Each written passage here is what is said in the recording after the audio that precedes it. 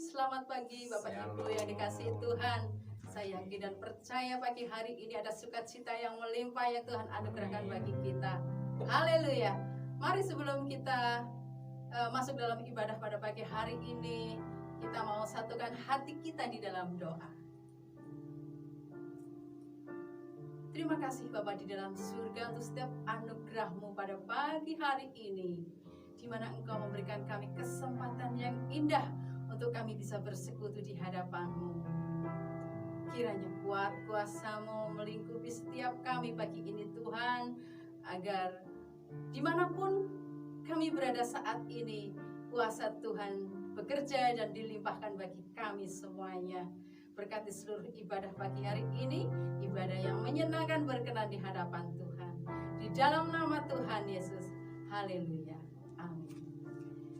Ya, saya yakin hari ini kita mau bersukacita bersama-sama. Kita mau serukan karena kita mau meninggikan nama Tuhan kita. Kita mau bersuka di hadapan Tuhan, haleluya.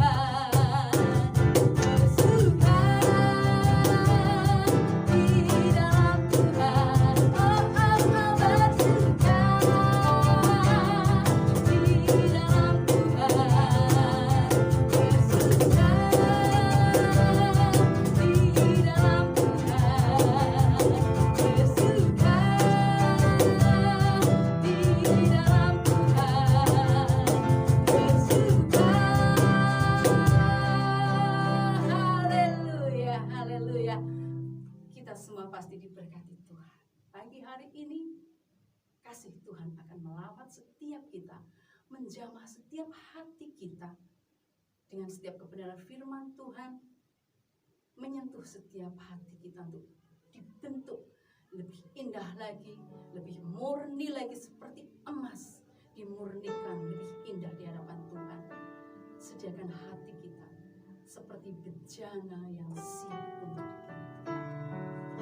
Rasakan kasih anugerah.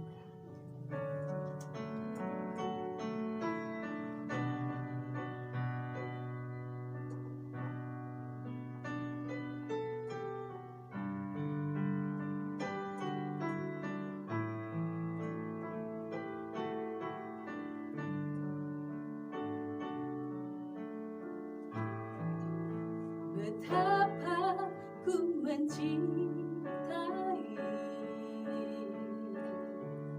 segala yang telah terjadi,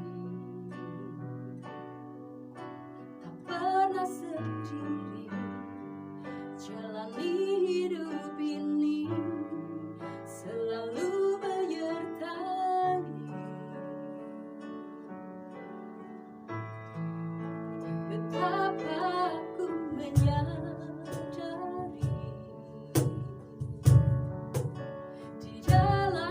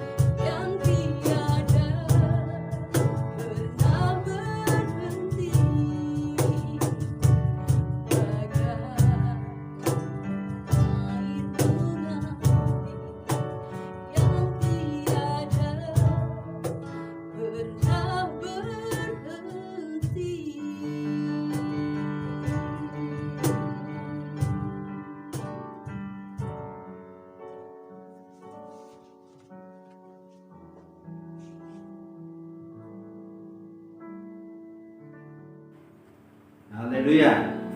Salam saudara yang dikasihi Tuhan. Bagaimana kabar kita semua? Saya percaya kita semua dalam keadaan baik dan sehat. Ya, puji Tuhan. Kita boleh berjumpa kembali dalam ibadah secara online. Sebelum saya lebih jauh menyampaikan firman Tuhan, saya ingin mengucapkan banyak terima kasih kepada hambanya Bapak Pendeta Toto yang memberi kesempatan bagi saya untuk melayani menyampaikan firman Tuhan. Doa kami supaya firman Tuhan dalam ibadah online ini boleh memberkati kita masing-masing. Mari Bapak Ibu saudara yang dikasihi Tuhan, kita akan datang kepada Tuhan, kita akan menaikkan doa untuk firman yang kita dengarkan. Bapak di surga, terima kasih buat kesempatan ini kami datang kepada-Mu. Kami bersyukur kami diberi kesempatan untuk memuji, menyembah, meninggikan nama-Mu. Doa kami supaya apa yang kami lakukan untuk menyenangkan hati Tuhan. Karena kami juga rindu mendengarkan firman-Mu Tuhan. Mari bicara kepada setiap kami melalui firman yang kami dengar, agar hidup kami diberkati dan dipulihkan oleh Tuhan. Terima kasih Bapa di sorga, puji akan nama-Mu. Kami menyerahkan pemberitaan firman Tuhan ke dalam tangan-Mu. Dalam nama Tuhan Yesus kami berdoa. Haleluya. Saudara yang dikasihi Tuhan, minggu yang lalu kita memperingati hari Pentakosta, ya, hari pencurahan Roh Kudus. Ya, Pentakosta adalah hari ke-50 setelah kebangkitan Yesus. Ya, dan sekaligus kita memperingati hari pencurahan Roh Kudus. Dan hari ini saya akan menyampaikan sebuah kebenaran firman Tuhan tentang ya peran Roh Kudus sebagai penolong kita. Ya, Roh Kudus penolongku. Kita akan membaca dari Injil Yohanes pasal yang ke-14, mulai ayat yang ke-15 mulai sampai ayat yang ke-21. Saya akan bacakan demikian bunyi firman Tuhan. Jikalau kamu mengasihi aku, kamu akan menuruti segala perintahku. Aku akan minta kepada Bapa dan Ia akan memberikan kepadamu seorang penolong yang lain, supaya Ia menyertai kamu selama-lamanya, yaitu Roh kebenaran. Dunia tidak dapat menerima Dia, sebab dunia tidak melihat Dia dan tidak mengenal Dia. Tetapi kamu mengenal Dia, sebab Ia menyertai kamu dan akan diam di dalam kamu. Aku tidak akan meninggalkan kamu sebagai yatim piatu. Aku datang kembali kepadamu. Tinggal sesaat lagi dan dunia tidak akan melihat aku lagi. Tetapi kamu melihat aku, sebab aku hidup, dan kamu pun akan hidup. Pada waktu itulah kamu akan tahu bahwa aku di dalam Bapa-Ku, dan kamu di dalam aku, dan aku di dalam kamu. Barang siapa memegang perintahku dan melakukannya, dialah yang mengasihi aku. Dan barang siapa mengasihi aku, ia akan dikasihi oleh Bapa-Ku, dan aku pun akan mengasihi dia dan akan menyatakan diriku kepadanya. Amin. Nah, saudara yang dikasihi Tuhan, di dalam ayat firman Tuhan yang kita baca ini, ya, dalam ayat yang ke-16 jelas dikatakan bahwa aku akan minta kepada Bapa dan Ia akan memberikan kepadamu seorang penolong yang lain, supaya Ia menyertai kamu selama-lamanya. Saudaraku, pada waktu itu Yesus ya dalam saat-saat terakhir sebelum Dia dianiaya ya dan kemudian disalibkan. Nah, di tengah-tengah situasi seperti itu ya, Tuhan Yesus ingin memberikan peneguhan bagi murid-muridnya agar mereka tidak hidup di dalam ketakutan. Ya. Dan saudara yang dikasihi Tuhan, pada waktu itu situasinya ya cukup sulit bagi murid-murid Yesus. Ya, secara manusia ketika pemimpinnya ya orang yang selama ini diharapkan untuk bisa menjadi raja di Israel, ya, orang yang diharapkan bisa memulihkan kerajaan Israel, ya, ternyata tokoh itu kemudian mengatakan bahwa dia akan meninggalkan ya mereka. Tentu ada rasa cemas dan khawatir di dalam diri murid-muridnya. Nah, saudara yang dikasihi Tuhan, di tengah situasi itu Yesus menyampaikan bahwa kalaupun dia pergi, dia akan mengirim penolong yang lain. Dan penolong lain yang dijanjikan itu adalah Roh Kudus yang dia kirimkan, ya, yang dicurahkan pada hari Pentakosta. Nah, saudaraku, Roh Kudus berperan sebagai penolong dalam kehidupan orang yang percaya kepada Tuhan. Peran Roh Kudus tidak hanya ada di dalam zaman para rasul, tetapi peran Roh Kudus masih ada sampai hari ini. Dan tadi jelas firman Tuhan mengatakan Roh Kudus adalah penolong yang lain. Ya, Roh Kudus adalah penolong saya dan saudara. Ya. Nah, hal pertama yang ingin saya sampaikan bahwa Roh Kudus itu menolong kita untuk menyadari kehadiran Allah di dalam hidup kita. Ya, Roh Kudus akan menolong kita sehingga kita sadar bahwa Allah hadir di tengah-tengah kita.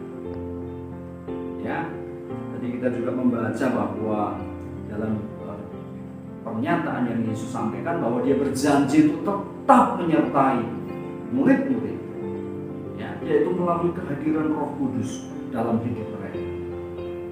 Ya, nah saudaraku, ini penting untuk kita renungkan karena ketika kita sadar bahwa Roh Kudus hadir di tengah-tengah kita, maka saya percaya hidup kita akan merasa tenang. Ya, saya sering mencontohkan kepada saudara ketika saudara mungkin masih kecil, ya. Ketika saudara merasa takut, ketika harus pergi ke belakang karena tempatnya gelap, ya, ketika saudara harus ke kamar mandi, ya, di tempat yang tidak terlalu terang, ya, mungkin saudara ada rasa takut dalam hati saudara. Tapi ketika ayah atau ibu saudara berkata, "Nggak usah takut, ya, aku akan bersama-sama kamu, ya, saya temani kamu ke belakang." Kehadiran ayah dan ibu kita itu membuat hati kita merasa tenang. Ya. Nah, saudaraku, saya percaya kehadiran Allah dalam hidup kita itu akan membuat kita tenang, dan Roh Kudus menolong kita sehingga kita sadar sesadar-sadarnya bahwa Allah hadir di tengah-tengah kita. Allah ada bersama-sama dengan kita. Sehingga Daud berani berkata dalam kitab Mazmur pasal 23 ayat 4, "Sekalipun aku berjalan dalam lembah kekelaman, aku tidak takut bahaya, sebab Engkau besertaku." Ya, Daud tidak takut ketika menghadapi bahaya dalam masa kelam atau di tengah-tengah kekelaman, karena dia memiliki kesadaran yang penuh bahwa Allah hadir dalam hidupnya. Allah ada bersama-sama dengan dia. Saudaraku, kata-kata lembah kekelaman itu, ya, beberapa penafsir atau beberapa orang mengatakan bahwa itu adalah kekelaman, ya, ketika seseorang akan menghadapi kematian. Makanya seringkali ayat itu dibacakan, ya, ketika seseorang mau meninggal. Tetapi sebetulnya bagi kita orang yang percaya kepada Yesus, kematian bukanlah kekelaman, saudara. Ya, kematian adalah pintu gerbang untuk kita bisa berjumpa dengan Yesus. Ya, Kematian adalah pintu gerbang di mana kita akan bersama-sama tinggal bersama dengan Allah. Ya, jadi bagi kita sebenarnya ya kematian bukanlah lembah kekelaman. Ya, saya berpikir bahwa lembah kekelaman yang dimaksud dalam ayat ini adalah masa-masa sulit yang kita hadapi di dalam dunia ini. Ya, saya membaca dalam sebuah tafsiran lembah kekelaman ini diperkirakan adalah daerah NGD, ya, karena itu sebuah lembah yang berkelok-kelok, ya, dan seseorang tidak dapat melihat ya, apa yang ada di dalam apa yang ada ke depan. Ya, siapa yang menghadang di tikungan berikutnya, dia tidak bisa melihat. Maka disebut sebagai sebuah lembah kekelaman. Nah, saudara yang dikasihi Tuhan, ya, lembah kekelaman adalah keadaan yang sulit, ya, yang sering kali kita hadapi dalam hidup kita. Masing-masing orang memiliki lembah kekelaman yang berbeda.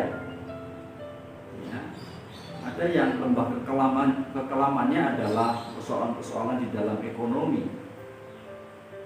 Kesulitan-kesulitan karena pandemi ini bagi orang itu adalah sebuah lembah kekelaman. Ketika dia merasa takut dan cemas. Beberapa orang lembah kekelamannya adalah persoalan-persoalan di dalam keluarga. Hubungan yang tidak harmonis antar suami istri. Dan itu membuat dia takut, cemas, ya.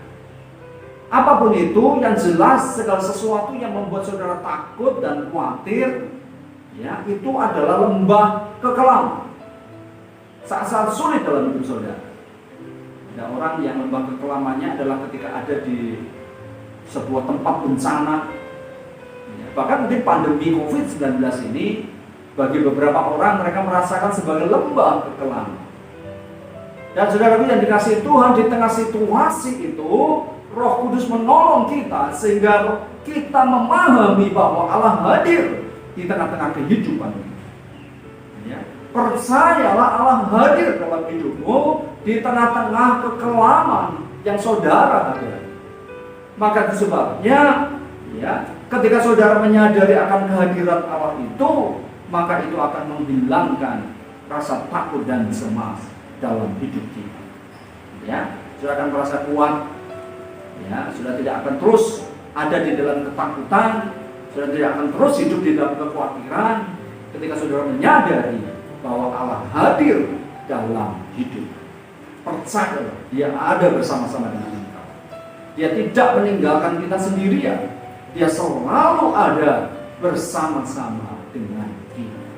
Nah, ini hal yang pertama. Jadi Roh Kudus menolong kita sehingga kita sadar sungguh-sungguh bahwa Allah hadir dalam diri kita masing-masing. Ya, Allah hadir di tengah-tengah kehidupan saudara. Maka sebabnya jangan takut dan jangan khawatir. Hal yang kedua, saudara, bahwa Roh Kudus akan menolong kita untuk kita hidup lebih mengasihi Tuhan. Ya, tadi firman Tuhan berkata, jikalau kamu mengasihi aku, kamu akan menuruti segala perintah. Saudaraku, saya percaya ketika Roh Kudus bekerja dalam hati kita masing-masing, maka itu akan membuat kita hidup mengasihi Tuhan. Ya, seringkali kasih seseorang, ya, makin lama makin berkurang. Ya, kasih satu dengan yang lain, atau juga kasih, ya, seseorang kepada Tuhan. Tapi Roh Kudus akan menolong kita sehingga kita akan memiliki kasih yang semakin dalam, yang semakin dalam, yang semakin dalam dengan Dia. Dan memang itu yang Tuhan inginkan.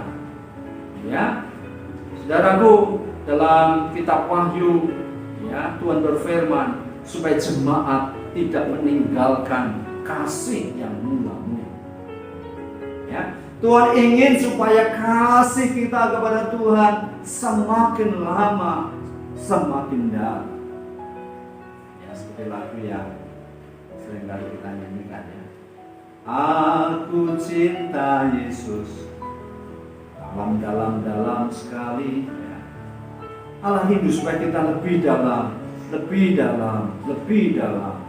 ya, untuk mengasihi Tuhan. Sebagaimana yang ditulis dalam kitab Yeskiel, ya, penglihatan yang dilihat oleh Nabi Yeskiel. Kalau kita membaca dalam pasal 47, ya, di sana Yeskiel melihat sebuah, ya, penglihatan. Ada sungai yang keluar dari bait suci. Pada awalnya itu air yang kecil saja, ya hanya setelapak kaki, kemudian jadi semata kaki, kemudian jadi selutut, terus naik. Makin lama ternyata sungai itu, ya, atau air itu menjadi sebuah sungai yang besar, ya. Dan akhirnya mengatakan di dalam sungai itu ada banyak ikan-ikan, dan di tepi sungai, ya, sebagaimana penglihatan yang dilihat oleh Nabi Yeskiel, di kanan kiri sungai itu tumbuh pohon-pohon, dan pohon-pohon itu menghasilkan buah yang manis. Ya, itulah kehidupan dari orang yang mengasihi. Ya, seperti sungai yang keluar dari bait suci. Pada awalnya kasih kita mungkin tidak terlalu lama, ya, tapi Allah ingin supaya kasih kita semakin lama semakin dalam, semakin lama semakin dalam, semakin lama semakin dalam, dan Roh Kudus akan menolong kita sehingga kita akan memiliki kasih yang semakin dalam kepada Tuhan. Kasih itu akan membuat kita melakukan semua yang terbaik untuk Tuhan. Saudaraku, terkadang kalau kita tidak hati-hati, maka kita akan melakukan segala sesuatu sebagai sebuah kewajiban. Bahkan hal rohani yang kita lakukan, kalau kita tidak hati-hati, maka kita hanya melakukannya sebagai sebuah kewajiban saja. Ya, bahkan kalau kita nggak hati-hati, kita hanya berpikir yang penting terlihat orang dari luar itu kita baik-baik saja. Ya, tetapi sebenarnya hubungan kita secara pribadi dengan Tuhan, ya, itu sudah jauh. Ya, ada orang yang kelihatannya di luar melayani Tuhan, ya, tapi tidak memiliki hubungan yang intim dengan Tuhan. Tentu ini tidak diinginkan oleh Tuhan. Allah ingin supaya saudara intim dengan Tuhan, mengasihi Tuhan lebih dalam, mengasihi Tuhan lebih dalam lagi. Ya. Beberapa orang kemudian ada orang-orang tertentu yang kemudian berdalih ini dan itu ketika diminta, ya, untuk setia kepada Tuhan. Seringkali orang-orang yang beralasan ini dan itu menunjukkan bahwa orang itu kasihnya kepada Tuhan sudah mulai berkurang. Saudara yang dikasihi Tuhan, bagi orang yang mengasihi Tuhan tidak ada alasan apa. Ya, bagi orang yang mencintai Tuhan, segala rintangan apapun pasti bisa diatasi. Ya, tempat yang jauh tidak jadi masalah, pandemi tidak jadi masalah untuk dia mencari Tuhan. Ya, apapun itu, bahkan kalau perlu dia akan jalan kaki kalau tempatnya jauh. Ya, dia nggak beralasan, oh nggak ada ojek online. Oh, nggak ada ini, nggak ada itu, nggak ada yang nganterin saya. Ya, saya percaya ada banyak cara bagi kita untuk kita mencari. Intinya, kalau kita mengasihi Tuhan, saya percaya saudara akan melakukan segala sesuatu untuk Tuhan. Ya, seperti dulu ketika saudara memiliki kasih yang mula-mula kepada pasangan saudara, tempat yang jauh nggak jadi masalah. Ya. Apapun halangannya sudah pasti akan bisa mengatasi. Demikian juga dalam hubungan kita dengan Tuhan. Sudah hidup mengasihi Tuhan, ya, tidak ada halangan apapun yang bisa menghambat saudara untuk saudara mencari. Hari ini mungkin sudah merasa sudah mulai malas-malasan untuk mencari Tuhan. Mungkin saya perlu bertanya, apakah mungkin kasih saudara mulai memudar?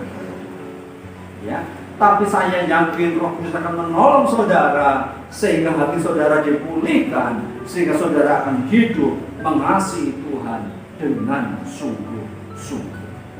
Ya, hal yang ketiga yang saya sampaikan, bahwa Roh Kudus akan menolong kita sehingga kita dapat memahami dan melakukan firman Tuhan.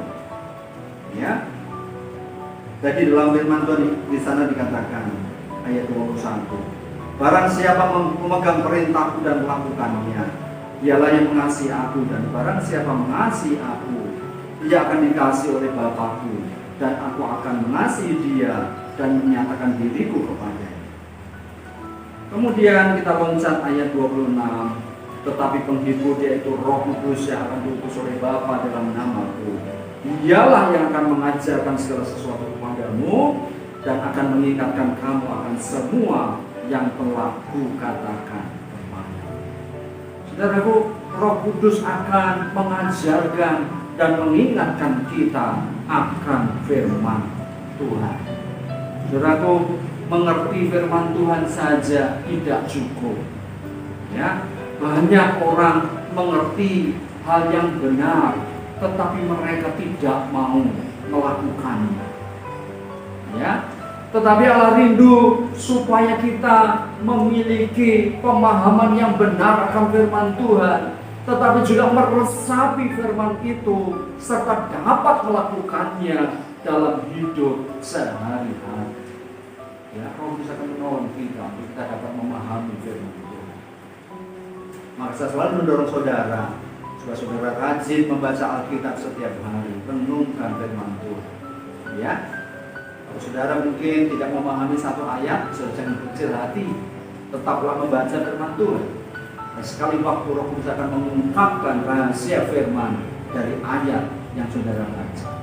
Ya, mungkin melalui khotbah yang sudah dengar dari orang lain, mungkin melalui pembacaan buku rohani, ya, sehingga saudara dapat memahami firman yang saudara baca, atau bahkan Roh Kudus akan berbicara secara langsung kepada saudara sehingga saudara dapat memahami firman yang saudara baca. Nah, saudara yang dikasihi Tuhan, Roh Kudus akan menolong kita sehingga kita akan dapat meresapi dan memahami firman Tuhan. Ya, saudaraku, Alkitab ini adalah buku rohani. Maka itu sebabnya agar kita dapat memahaminya, maka kita perlu tuntunan Roh Kudus. Sebagai penolong, Dia akan menuntun saudara sehingga saudara dan saya kita dapat memahami firman Tuhan.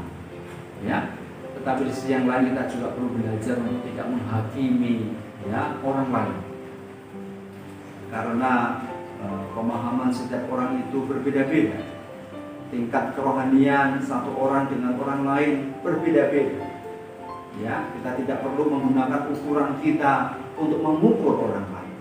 Ya, kemampuan, pemahaman masing-masing orang berbeda-beda. Nah, maka sebabnya yang paling penting adalah, ya, saya dan saudara kita secara pribadi harus mengerti, memahami dan meresapi firman Tuhan. Ya, ternyata saudaraku, meresapi firman Tuhan, memahami firman Tuhan itu butuh waktu dan butuh proses. Contoh yang paling sederhana, ya, saudaraku, saya percaya kita menyadari bahwa segala yang terjadi itu diizinkan oleh Tuhan. Tidak ada sesuatu bisa terjadi tanpa izin Tuhan. Saya percaya kita sudah sampai pada pemahaman ini. Tetapi berapa banyak di antara kita yang ketika kita menghadapi sebuah masalah, ketika kita menghadapi sebuah pergumulan, ketika kita menghadapi sebuah kesulitan, kemudian kita mulai ngomel. Ketika istri melakukan kesalahan, suami melakukan kesalahan, anak melakukan kesalahan, karyawan melakukan kesalahan, kita mulai ngomel. Ya, kita mulai menggerutu. Ketika keadaan terjadi tidak seperti yang saudara inginkan, sudah menggerutu, sudah bersungut-sungut. Ya, sudah banyak di antara kita yang melakukan hal seperti itu. Padahal kita tahu bahwa segala yang terjadi itu diizinkan oleh Tuhan. Ya, nah saudaraku, seringkali kita bertanya, ya, mengapa hal seperti terjadi dalam hidup saya? Ya, dan kemudian membuat kita larut di dalam kebencian. kemudian kita larut di dalam kekecewaan, kita larut di dalam dendam. Ya, ketika orang melakukan sesuatu yang berbeda dengan apa yang kita harapkan, padahal kita tahu bahwa segala yang terjadi itu diizinkan oleh Tuhan. Ya, dan segala yang diizinkan oleh Tuhan itu pasti mendatangkan kebaikan bagi saya dan saudara. Kadang kita bertanya, mengapa ya orang kok benci banget kepada saya? Ya, dan melakukan hal yang buruk kepada saya, pada saya melakukan apa yang baik. Saya mau sampaikan kepada saudara bahwa saudara tidak sendiri. Ya, saya membaca dalam kitab Mazmur pasal 35. Mazmur pasal yang ke-35 ayat 11 mulai. Saya akan bacakan. Saksi-saksi yang gemar kekerasan bangkit berdiri. Apa yang tidak ku ketahui itulah yang mereka tuntut daripadaku. Mereka membalas kebaikanku dengan kejahatan. Perasaan bulus mencekam aku. Ya, saudara berbuat baik tapi dibalas dengan yang jahat. Tetapi aku ketika mereka sakit, aku memakai pakaian kabung. Aku menyiksa diriku dengan berpuasa. Dan doaku kembali timbul dalam dadaku. Seolah-olah temanku atau saudaraku lah yang sakit. Demikianlah aku berlaku seperti orang yang berkeluh kesah karena kematian ibu. Demikianlah aku tunduk dengan pakaian kabung. Ketika mereka sakit ditengoki, bawakan jajan, snack atau oleh-oleh, didoakan.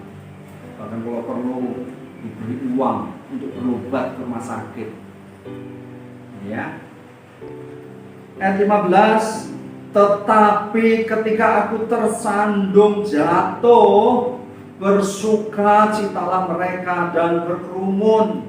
Ketika mereka sakit didoakan, tetapi kita yang sakit, saudara yang sakit, saudara yang susah, disyukurin, disumpah-sumpahin. Ya. Mereka bersukacita, berkerumun melawan aku. Orang-orang asing yang tidak kukenal menista aku dengan tidak henti-hentinya. Sudah dinista. Dengan fasik mereka mengolok-olok terus, menggertakkan giginya terhadap aku. Jadi orang itu sekalipun saudara tolong, mereka tetap melakukan apa yang Mazmur 120 ayat 7 berkata demikian. Aku ini suka perdamaian, tetapi apabila aku berbicara, maka mereka menghendaki perang. Saudaraku, ada orang-orang tertentu yang diizinkan Tuhan bertindak seperti ini. Mereka terus saja memusuhi kita tanpa kita tahu salah kita itu apa. Ya, terkadang kita sering kali kecewa. Beberapa orang di antara kita mungkin ada yang kecewa dengan orang-orang seperti ini. Kita mengeluh, kita menggerutu dengan orang-orang seperti ini. Tapi saya menyampaikan firman Tuhan untuk saudara. Ya, bahwa kita tidak perlu mengeluh, kita tidak perlu menggerutu, kita tidak perlu membenci mereka. Ya, mengapa? Karena segala yang terjadi itu diizinkan oleh Tuhan. Untuk apa? Terkadang kita diberitahu maksud Tuhan, tetapi terkadang juga kita tidak diberitahu apa maksud Tuhan dalam hidup kita. Tetapi yang jelas bahwa mereka adalah orang-orang yang dipakai oleh Tuhan untuk membuat kita rendah hati. Mereka adalah orang-orang yang dipakai oleh Tuhan membuat kita sabar. Mereka adalah orang-orang yang dipakai oleh Tuhan agar kita bisa memaafkan orang lain. Maka sebabnya Roh Kudus menolong kita sehingga kita dapat mengerti firman Tuhan, meresapinya sungguh-sungguh dan dapat melakukan. Saudaraku, saya percaya Roh Kudus akan menolong kita sehingga kita dapat melakukan setiap kebenaran firman Tuhan. Kita paham sungguh-sungguh, oh ini ada maksud Tuhan di dalam. Ya. Sehingga ketika saudara memahami firman Tuhan dengan sungguh-sungguh, Saudara akan menjadi orang-orang yang kuat di dalam menghadapi segala sesuatu. Roh Kudus akan menolong kita sehingga kita menyadari kehadiran Allah di dalam hidup. Roh Kudus menolong kita agar kita hidup mengasihi Tuhan. Dan Roh Kudus menolong kita ya agar kita memahami, meresapi, dan melakukan firman Tuhan. Kiranya firman Tuhan saat ini boleh menjadi berkat bagi kita masing-masing. Mari kita akan datang kepada Tuhan, kita berdoa. Terima kasih Bapa di sorga buat kesempatan ini, untuk firman Tuhan yang kami dengarkan dan yang menolong kami semua agar firman Tuhan untuk memulihkan dan memberkati kami. Dan kami menyadari sungguh-sungguh peran Roh Kudus sebagai penolong dalam hidup kami masing-masing. Mari Tuhan, dan yang memberkati setiap kami umat, agar kami betul-betul menyadari akan kehadiran Allah, menolong kami supaya kami betul-betul hidup mengasihi Tuhan lebih dan lebih lagi, menolong kami sungguh-sungguh melakukan firman, meresapi dan melakukan kebenaran firman Tuhan dalam hidup sehari-hari. Sekali lagi mohon berkati kami semua. Sebisa kami punya pergumulan, punya pokok doa, punya kerinduan, Tuhan kiranya Kau mengampuni kami setiap doa dan permohonan kami. Setiap kami yang sedang menghadapi masalah dan persoalan, Tuhan kiranya Kau memberikan jalan keluar. Setiap kami yang dalam keadaan lemah sakit, Tuhan tolong kami, Kau mengangkat sakit penyakit kami dan memberikan kesembuhan. Gantikan kelemahan kami dengan kekuatan yang baru dari Tuhan. Jamahlah kami Tuhan, berbilur-bilur kami sembuh. Terima kasih Tuhan. Dengan situasi pandemi COVID-19 ini, kami sebagai jemaat tetap hidup mengasihi Tuhan, dan mereka boleh ditolong dalam segala sesuatu. Berkati bangsa dan negara kami Tuhan, mohon supaya aman dan damai. Mohon berkat bagi seluruh jemaat, supaya anugerah Purwokerto dan berkati dalam segala. Berkati Bapak Ibu Gembala, kita potong dalam pelayanan dan akan memakai mereka lebih lagi dalam melayani itu. Dimanapun hamba berada, bertemu dengan siapa, jadikan berkat yang namamu dipermuliakan dalam kehidupan hamba-Mu dan keluarga. Terima kasih dan bersyukur untuk kesempatan ini. Kami akhiri pada kami mengucapkan syukur dalam nama Tuhan Yesus Kristus. Kami sudah berjemaat kita akan mengungkapkan kita masing-masing. Kiranya berkat dari Allah Bapa, cita kasih dari Tuhan Yesus Kristus, persekutuan yang indah di dalam Roh Kudus menyertai kita sekalian, mulai saat ini sampai selama-lamanya. Kita semua yang percaya katakan bersama-sama. Amin.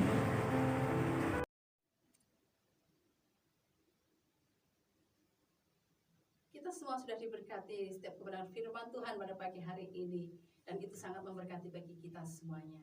Dan pagi hari ini kita juga akan memberkati lewat apapun yang bisa kita persembahkan di hadapan Tuhan, supaya pekerjaan Tuhan semakin indah dan semakin berkembang. Mari kita satukan hati kita di dalam doa. Terpujilah Engkau Tuhan atas segala berkat-Mu yang limpah bagi setiap hidup kami, atas segala karya-Mu yang Tuhan curahkan lewat setiap apapun yang kami lakukan kerjakan. Kami yakin dan percaya Tuhan tidak pernah meninggalkan kami. Berkat Tuhan senantiasa dicurahkan melalui setiap karya-karya kami. Dan inilah syukur kami di hadapan-Mu Tuhan, melalui persembahan kami, kiranya Engkau berkenan dan menguduskannya, supaya persembahan kami menjadi berkat bagi setiap pekerjaan Tuhan. Terpujilah Engkau Tuhan di dalam nama Tuhan Yesus. Haleluya. Amin.